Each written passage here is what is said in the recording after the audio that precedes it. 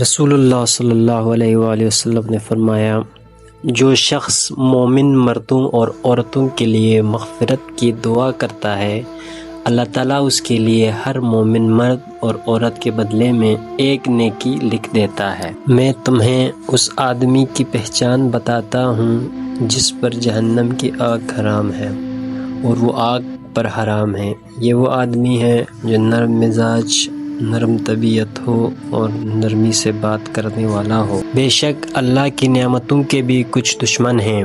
پوچھا گیا، یا رسول اللہ کی نعمتوں کے دشمن کون ہیں؟ فرمایا، یہ دشمن وہ ہیں جو لوگوں سے ان نعمتوں کی بنا پر حسد کرتے ہیں جو اللہ نے اپنے فضل سے انہیں دی ہیں۔ 7 طرح کے لوگ ہوں گے جن کو اللہ اس دن اپنے سائے میں جگہ دے گا، جس دن اس کے سائے کے سوا اور کوئی سایہ نہ ہوگا۔ ان میں ایک وہ شخص جس نے تنہائی میں اللہ کو یاد کیا اور بے ساختہ آنکھوں سے آنسو جاری ہو گئے۔